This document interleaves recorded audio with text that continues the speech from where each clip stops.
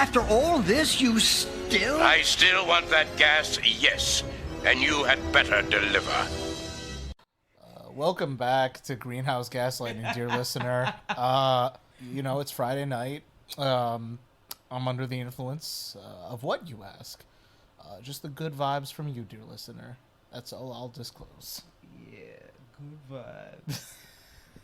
I'm drunk off of capitalism, bro. What the fuck? What is that even supposed to... What? Oh. It's provocative. I don't even know if I can edit that out. Shit. We can always start over. No cuts. No cuts. Just... I promised an episode every week, and we are doing it. We're raw dogging it, okay. What? That kind of language is sexist. As a non-binary person, I'm allowed to say raw dogging.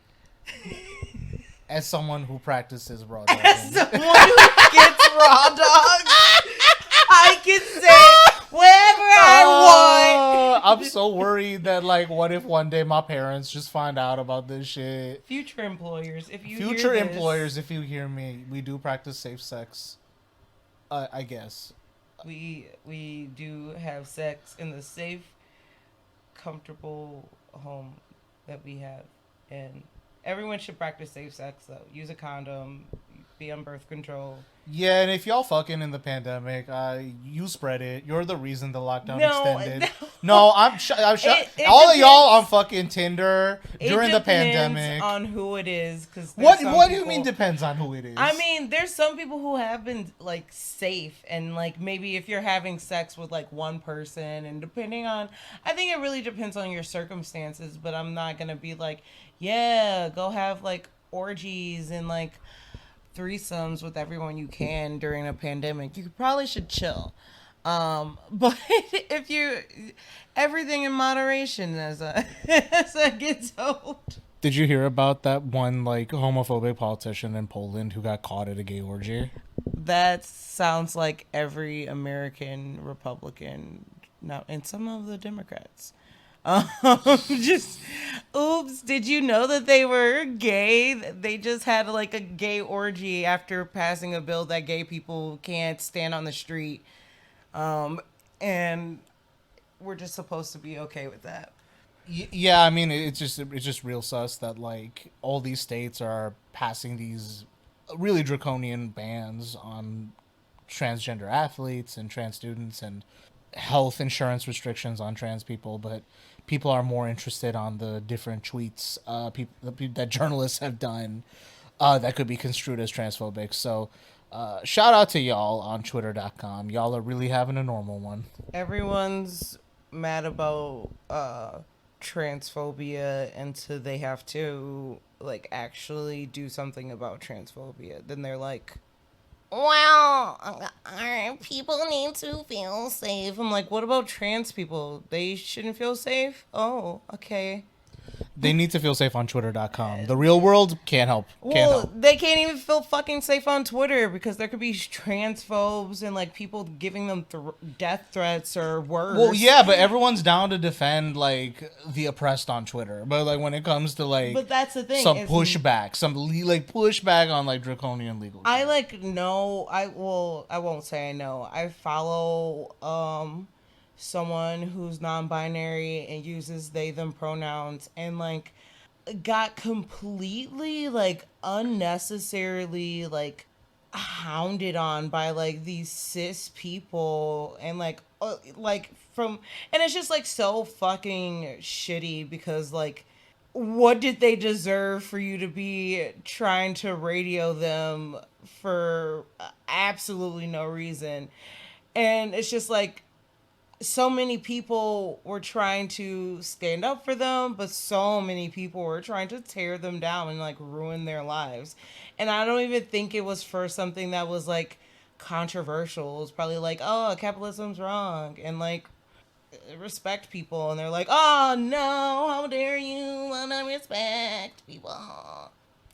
Well, that's just a normal day on twitter.com. Am I right, folks? Oh yeah, you're right. That, and at least we don't have to see Chrissy Teigen's stupid face anymore. Oh, yeah, I forgot about that. First of all, I am at a point in my life where if I hear anything about Chrissy Teigen, my brain automatically is like, how can I delete Chrissy Teigen from my brain cells? Well, I mean, now it's done, but to be fair, I wasn't exactly paying attention. I think the only real people examining her shit were Q people, I think. The real QAnon people who are her and John Legend are in some Epstein level conspiracy. Well, no, a lot of people hated her because some of her takes were she was supposedly a clapback queen, and some of her takes were just either they were decent or they were just really fucking off, and she just but apparently she still has a few Twitter accounts for her other capitalistic ventures. Oh, the Target pants. Gotta have the Target pants. And apparently she's got this new plant-based or eco-friendly cleaning line with none other than Kris Jenner, and I'm just man, how many of y'all gonna sell coconut husks to clean?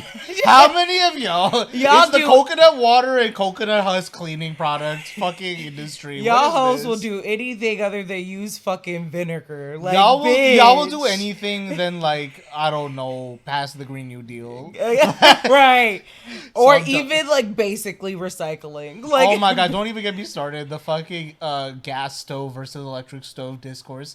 People will just defend their consumer choices and the stupid celebrities they follow, but when it comes to actually doing anything for someone, there's nothing.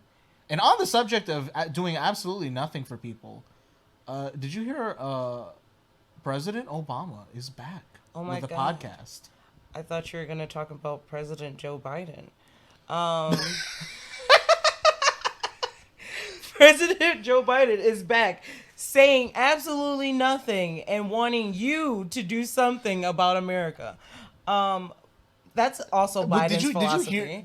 Did you see that round of tweets where it's Obama's? Jesus, sorry. I'm gonna be accused of talking over you. There I go again. Yep. Listeners, she is side-eyeing me.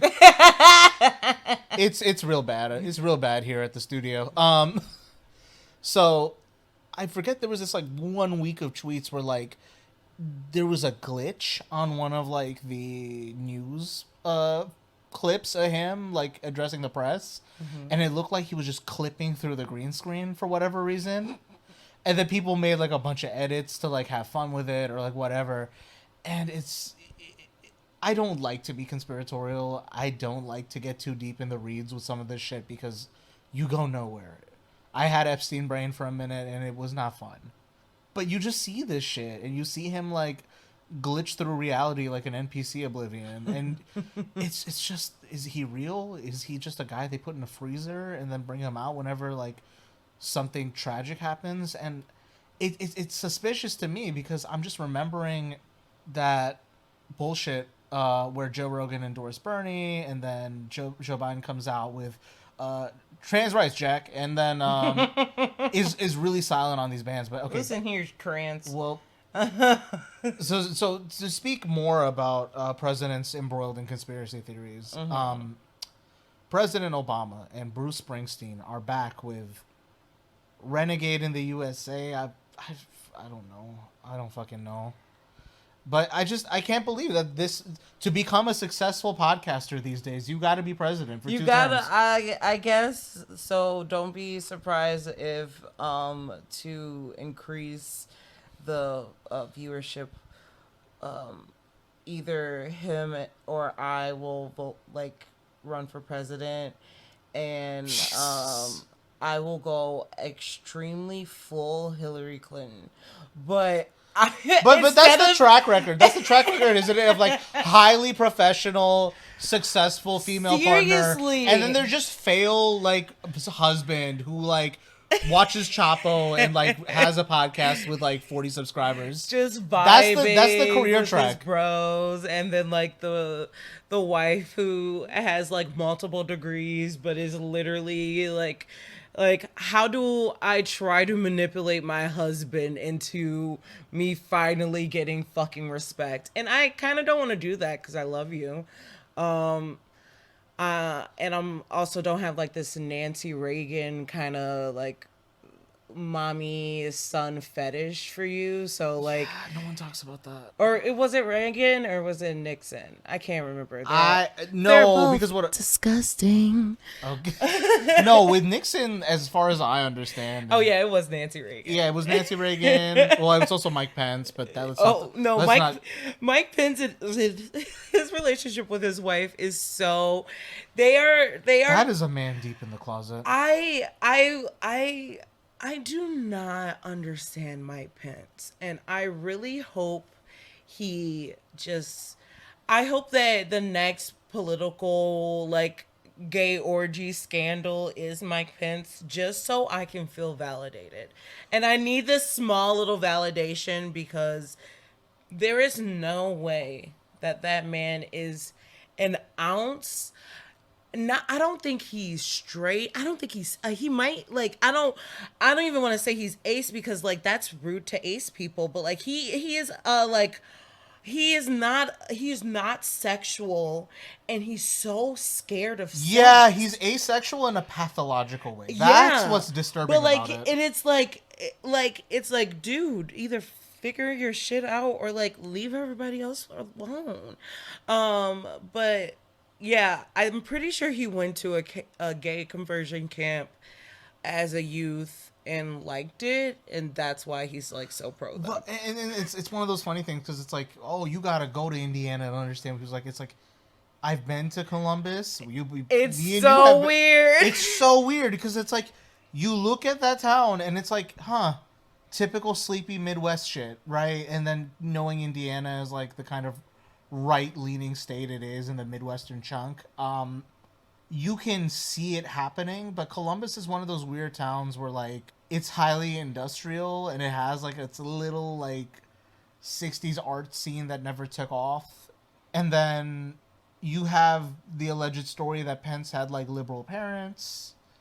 They were probably like union liberal types, maybe. So maybe they weren't as like socially liberal. But that's the thing that tells you everything about liberals that you need to know when you think it's a cultural identity. It's not like an actual political ideology. At but that like point. think about like, and I think about this often. Like Hillary Clinton's parents. Oh, like, dear God. One, her mom was a Democrat. Her dad was a Republican. She was a Republican and then decided to be a Democrat. That's similar to Gretchen Whitmer, aka Gretchen Wieners, governor of Michigan currently.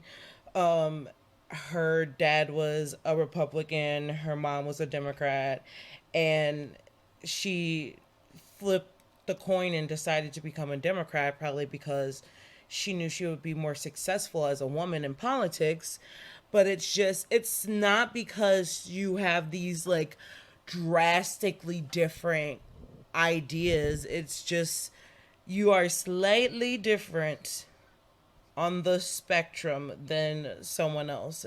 And even when you look at the like very stereotypical far right to far left spectrum, you still realize that the Democrats and the Republicans are at the same spot, but like just on the other side. It's the same cohort of people. It's just, do you think the 60s went far enough or not? It's like, okay, like, am I gonna pretend to care about black people?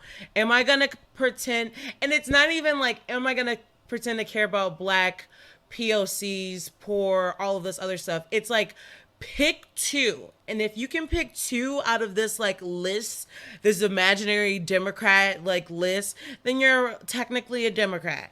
And then you now have to vote for Democrats, and you now have to run as a Democrat and decide to tell other people to care about these two little things. And that's how you live your life, and you make your bread and butter. It's not... you not making bread and butter. You having brioche and truffle butter or something like that. Shit. That one meme of the farmer. He's just leaning on the tractor and he's like, it's not honest. It ain't much. But no, it's not honest, but it is much. I'm up past the clouds, can't come down, we're too faded. Way out in the stars, she said come to outer space. Then she said drink that, drink that, drink that, drink that, drink. I just worry because on the one hand, like, the good thing about having a podcast that just started and like having no following is you can kind of say whatever you want. But at the same time, like, what if it did blow up? What? I mean, if it does, I think the thing is, and the thing that's wrong with all of this, like, quote unquote cancel culture of people like pulling up things that were like just moderately like bad takes or something and then canceling them or quote unquote trying to cancel them, is that like, I mean what I say. And I'm not gonna pretend like I don't. Like, I will tell you this in any setting other than like possibly an interview. Well, I mean, I would still say the same things I said about these elected officials. I would probably walk back the tone, maybe, but like, I mean, it's one. No, and I think it's mostly not only because I am under an influence or two, but because like we are in this point of time and bullshit and like an end of an era of America the Great, and we're still pretending like it's okay, but like with COVID, it's so obvious that it's not okay. It's not okay at all. But everyone, especially like, I mean, the most diseased version of this, I feel like, is the Cuomo liberals. Like, like the people who live in like fucking LA, but order mugs that say I'm Cuomo-sexual. Like, that is the most diseased like way to look at this. And like, it's something that I find strange about how liberals have been very unwell since Trump came and left, which is they just need to lionize these Democrats who, at least in my estimation, are responsible for the conditions that led to someone like Trump getting in office in the first place. Mm-hmm. Like, you don't, just because Cuomo has a fucking D next to his name, that doesn't mean you have to fucking now start to defend him, especially when there's credible allegations of sexual assaults, especially when, or well, misconduct. I don't really want to get into that, but you know, there's credible allegations that there's sexual misconduct by him. There's the very real fact that elderly people died in nursing homes under his watch as governor. And if we can't, like, he had like fucking refrigerated tubs, and I know like a lot of people, but like just chilling, like the like freight trains refrigerated of like people's of the vaccine. And this was the worst hit region of the United States. And like, I get the idea that like, okay, we want to roll it out to seniors first, but when you're in a position where the vaccine's gonna go bad, why punish people for like fucking getting the vaccine a little bit early, especially when like we want as many people vaccinated as possible? Yeah, like the funniest thing to me, and I don't really condone it, but like I truly am like, I understand the desperation, but when like those younger people got caught trying to get vaccinated, and they dressed up as older women, and like, oh dear God. And I like, that's like so funny to me. And it's not, it's so sad because like to think that there's also like taking vaccines from like elderly people. We don't know their circumstances. They could have been doing it to like go to spring break or whatever. But like the fact that we live in America and like that is something where you're like, that is deplorable. But I honestly see where they're coming from. Because it's a desperation that we're in. Well, what if you're an essential worker? You know what I mean? Oh, like I am?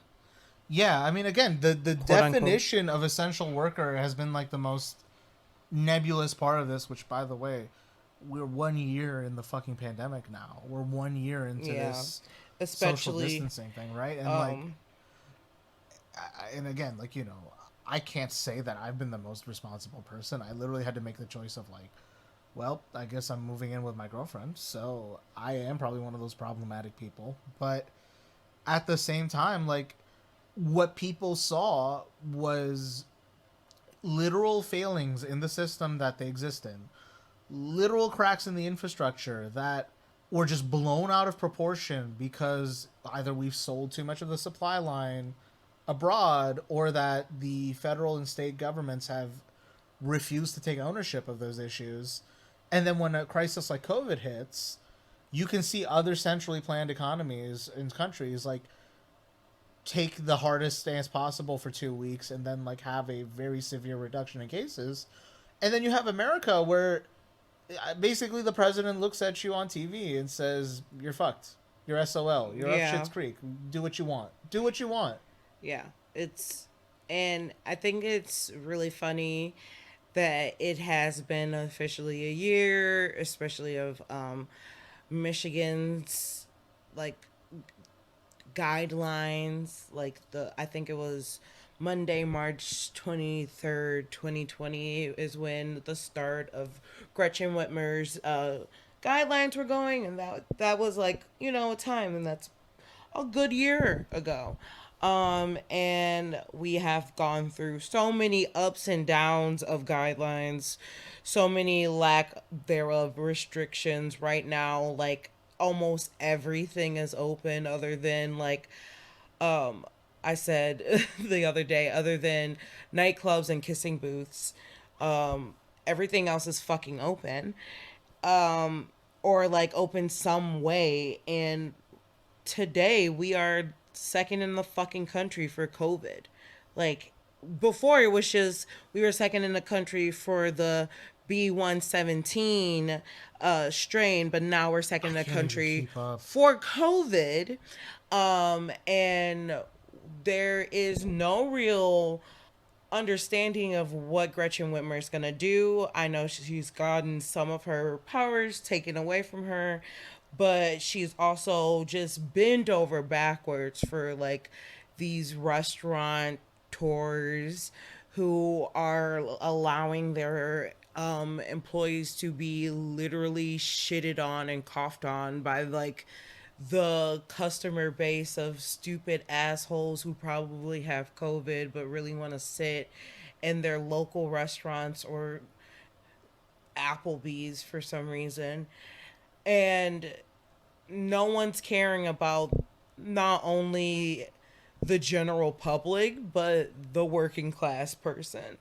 I think what COVID has explicitly shown is the ruling class of this country has decided that the spice must flow. Nothing changes. And what we see very nakedly is the right to consume is all that persists. The right of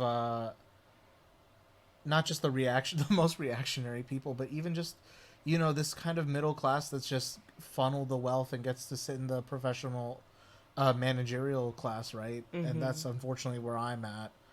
Is I get to stay at home and ride this out. I get to you know, follow the guidelines and notify my boss that I'm dealing with COVID and I need time off. I get excused. And then for folks who are working in food service, folks who are working in the fucking grocery stores across the country, folks driving trucks and shit, and even Amazon, for crying out loud. I mean, just being worked to the bone and worked to exposure at its highest. And we're seeing the class divide in America at its most naked, at its most stark. Mm-hmm. And again, that's why this push for Amazon workers in Bessemer, Alabama. I mean, this is critical. We finally reached or at least I feel like we're reaching the critical mass where enough people are saying, okay, we want a seat at the table. Yeah. Even if they can't say we're done being exploited, they will at least say we're going to set some terms on how we, sell our labor to you. And that's critical, especially now. And it's so hard, especially because a lot of people we aren't even asking for like better hours, better treatment, all of that. I'm like, if you pay me a adequate amount that I can like pay my bills and not worry, I will kind of deal with this abuse. And that's fucking shitty. That sucks that I'm okay with it, but if you like probably paid me like more, I would be like, but like that's at where we are. And like it's so hard to even think about wanting like to be treated better. But that's how histrionic I find corporate America lately, is just production and export and everything has to be up top, and profits have to be sacrosanct. Mm-hmm. And what we're asking for wouldn't even be a haircut on the bottom line. Oh, like they could literally just... They will still be in the green at the end of paying their workers a higher salary, and even with Medicare for all, right? I mean, for crying out loud, like everyone dismissed Bernie as this like absolute Stalinist type when, he had very, very moderate, what could be compared to European social democracy like 50 years ago. Very mild reforms, very mild demands, and he wasn't even encouraging violence. And that's the refrain that socialists are here to do violence. He was competing within the system legally. He was there to contest the vote at the ballot box and bowed out gracefully even when he didn't need to. So I don't have much in terms of what we do. I'm still thinking on that. A lot of people are thinking on that. A lot of people are thinking about it. But I think it's time to accept that the game is rigged. It's time to accept that these people aren't playing fair. And that's where I'm at. Stop pretending that these people have your back, because, and by these people I'm talking about the Democratic Party as a whole, is they are not offering a concrete resistance. They're flying by the skin of their teeth. And I mean, this whole business with the stimulus check, right? I mean, this is proof of this, where they've said $2,000. If you get us these 2 senators in Georgia, $2,000 checks are on the table. And it took, 3 months to roll it out? I still don't have mine. Oh, dear God. The last time I checked, it said that it was going to be mailed out on the 24th. And I'm like, okay, what that got to do with my having it in my bank account? They'll find some way to justify it on that ship that's blocking the Suez Canal. Don't worry about it. That ship is blocking the stimulus. And it's so crazy, because I know so many people who have experienced some type of like bullshit with their payments, either on their stimulus or their unemployment. And I received the first 2 checks, no problem. And I am still well under the like minimum or the maximum amount.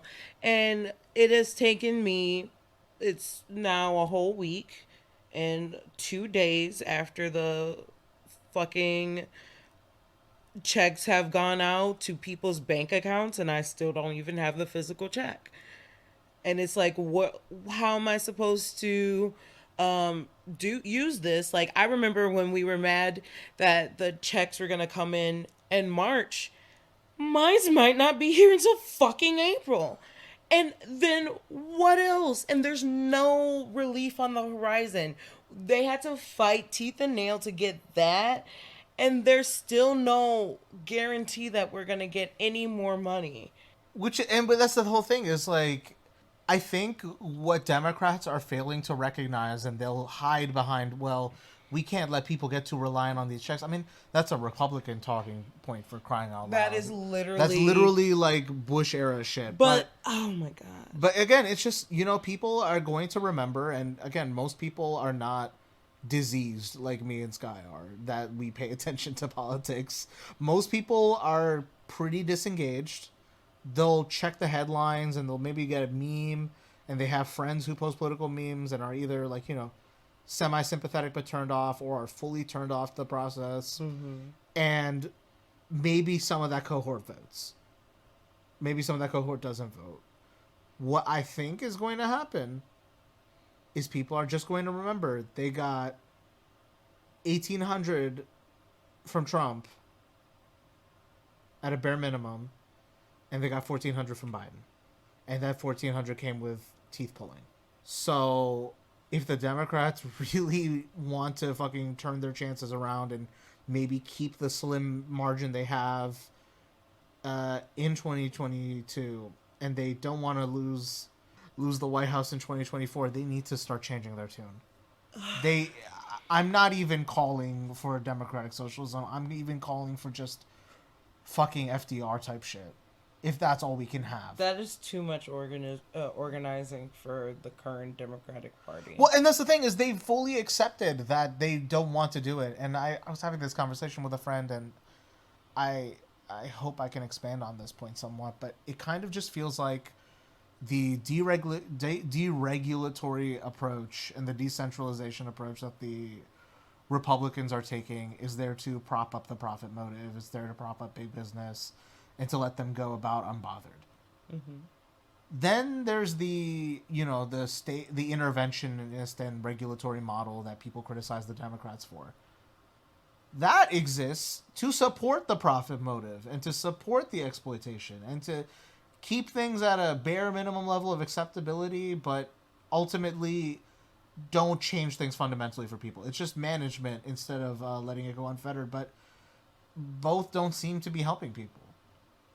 And, you know, all they're saying is, well, take the Democrats because they're the only game in town. And it's, how much longer? How much longer before people say, fuck it, I'm not playing?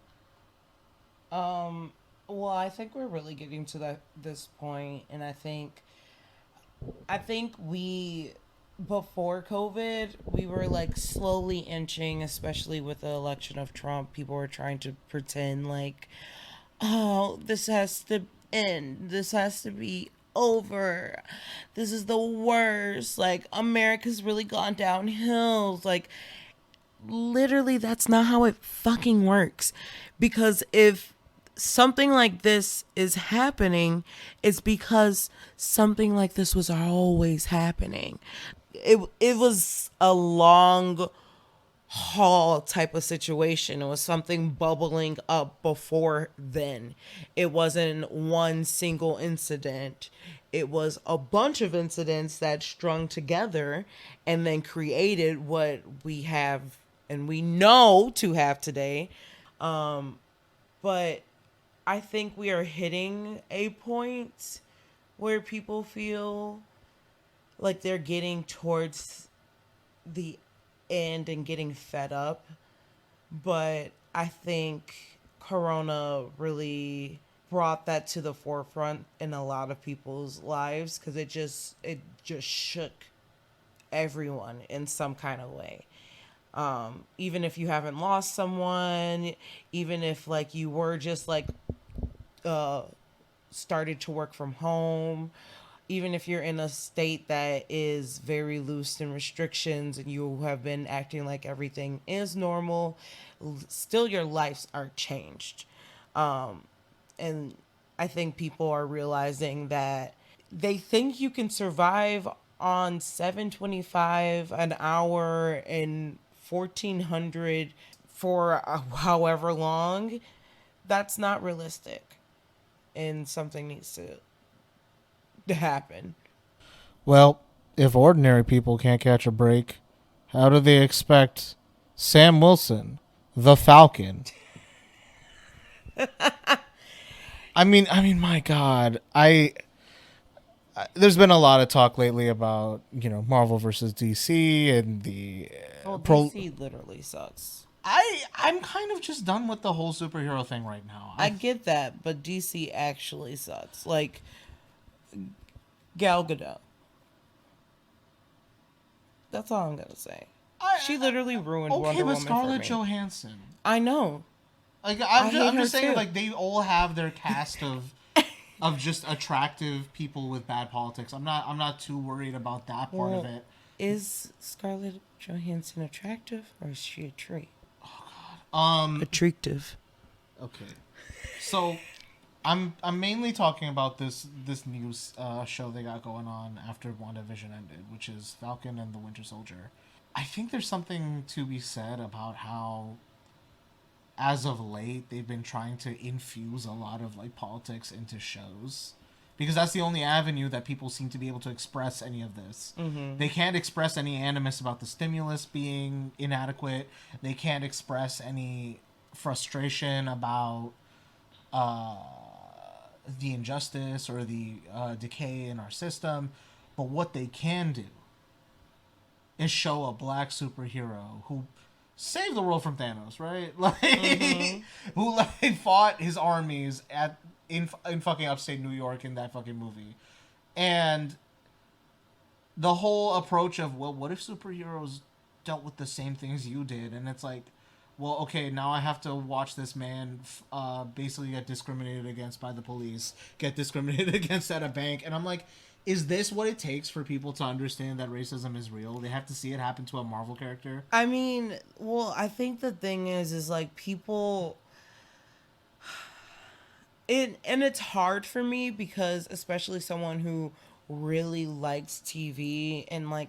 And I'm not saying there's anything wrong with liking this stuff, by the way. No. I understand that. But like, it's just like either they like have any kind of talk about the person being black or they completely ignore it. So that does lead to a lot of trauma porn kind of situations or trauma porn scenes that are reliant to like whatever kind of backbone. But like before, there are white people who literally will act like none of this shit was happening before. Like there wasn't housing disparities and like racism, medical racism, all of that. And I think normalizing it is kind of really important in this situation in a bullshit way, because I could either be watching a TV show about a white man who defaulted on his mortgage, and I'm just like, yeah, this is basic. Like, oh, white people also go through struggles. Or like I can see them try to integrate black people, but I will say I do want less trauma porn and more just black people living. But I do feel like they're doing it semi-right, because if you think about the fact that not only is he black, but with the blip or whatever they're fucking calling it for where people were gone after the snap, like, you don't have any credit for 5 years. Banks are so predatory, and unless they're like literally like illegally allowed to discriminate against you for those times, they would. So that's like very realistic, especially for like someone who their supposed business of their family where they're like shrimp farmers or whatever you call them. Shrimpers. And like they weren't making that much money. So it's understandable, but I think like what you said before, like, why the fuck is this black superhero not getting paid? Or like, how much is he getting paid? There could be a whole gag about how Tony Stark was stiffing. That could be a whole gag. But okay, well, but here's what I'm getting at is like, I think what the discussion turns into is, well, they got the trauma right. And yeah. I don't think that's relevant. It's like, why we gotta watch a little trauma porn in the middle of my superhero TV show? But I don't know. This one is really slow to start, which I'm like, ain't y'all only got 6 episodes? You should probably pick it up.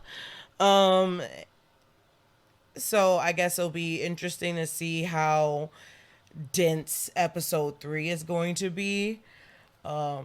Because that's like the halfway point, so we're getting closer to a climax or something.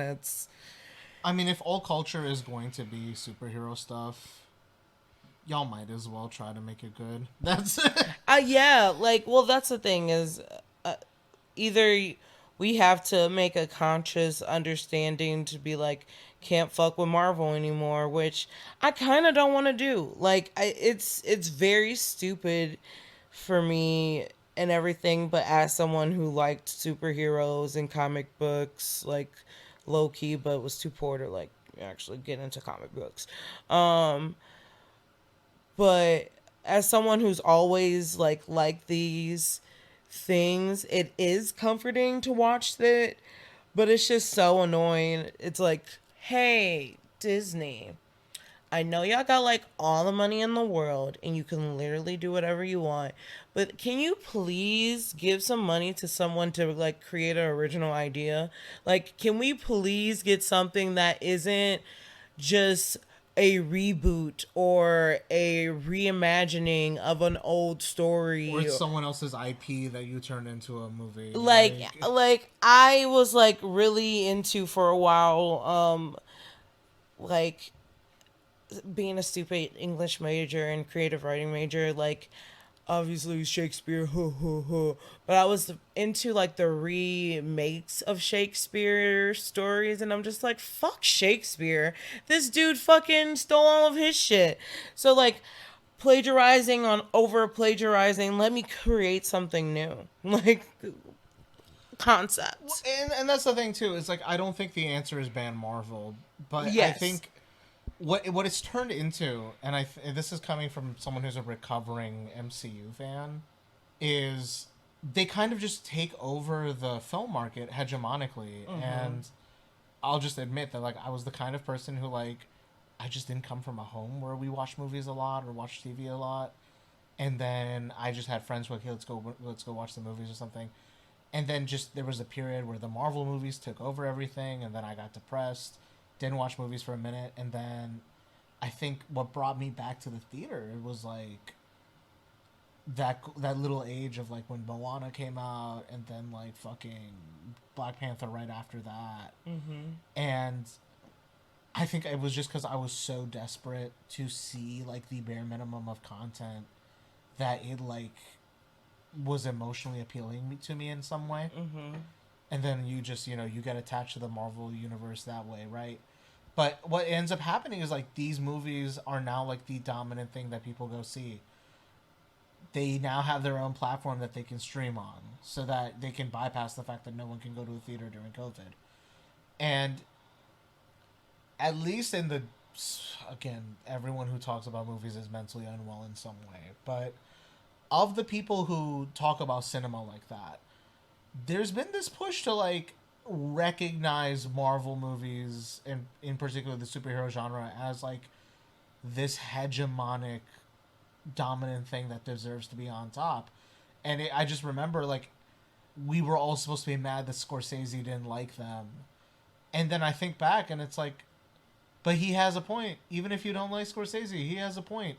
There's no reason for these movies to be on top, because if the whole point is that it should be about art, then they shouldn't have to fight in the market for it. Mm-hmm.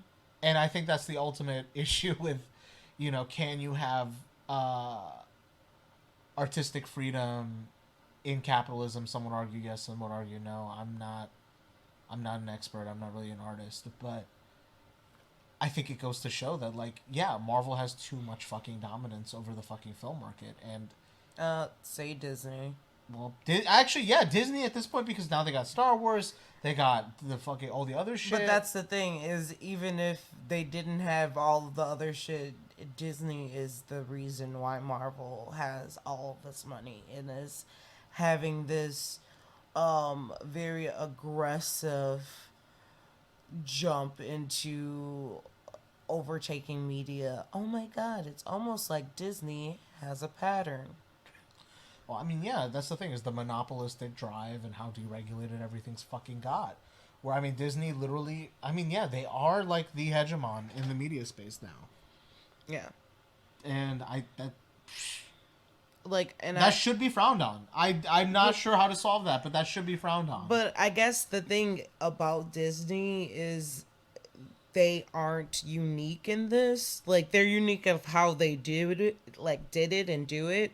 But like all other media is just 5 other guys with Disney controlling everything and making us seem like there are multiple different, like so many different news sources and like companies and everything, and you like realize Viacom is like in charge of half of the world. And Yeah. and it's just like Disney is just trying to do it, I think, faster than a lot of other companies did, or a lot of companies slowed down a lot, and Disney's like gobble gobble gobble gobble gobble gobble. And that's what happens when you have a lot of money, and they have tried to improve the things that they have swallowed, but you know, everything doesn't.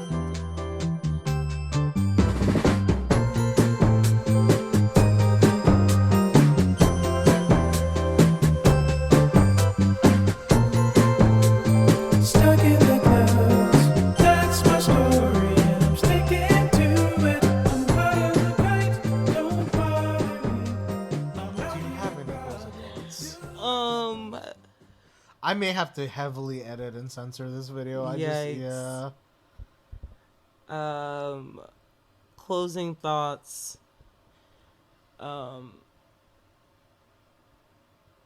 Be nice. Wear your mask. Yeah, wear a mask. Wear your mask correctly, I should say. And just know that this shit isn't okay, and we shouldn't just be pretending like it's okay, and beating ourselves down because we know that it isn't. I think that's very prescient. Might I add my final plug for the night. Well, thanks again, listeners, for tuning in to this episode of Greenhouse Gaslighting. If you hear a lot of chops and cuts, well, just know it was for your good. Just know that I'm a mess. I'm not exactly doing well either. But again, you know, I think I've gotten better with the editing function, and it's a good thing. Mm-hmm. Okay, final plug. We finally have a website. It is greenhousegaslight.wixsite.com/home. Or go to the Facebook page and then click on the website. Yeah, just subscribe, guys. Just subscribe to like our social media page. Right. Subscribe to the YouTube. And Right. I keep saying this. Just email or DM us. We're very responsive. Like, get on the Spotify's or the Apple Music's, Yeah, we're on a lot of apps. or I don't know what other people listen to podcasts. Just know those are Hang me on. too. I got all the apps. I'm gonna fucking read it right now. All right, you can listen to us on Apple Podcasts, Spotify, Google Podcasts, Overcast, Stitcher, Podcast Addict, Castro, Castbox, Podchaser, Pocket Casts, Deezer, Listen Notes, Player FM, Podcast Index, Podfriend, and of course on the website you can get our RSS feed link. I'll probably just edit that sound effect in. No, use my voice as the sound effect. Sure, baby, whatever you say. All right, with that, I'm signing off tonight. Take care, guys. Stay safe.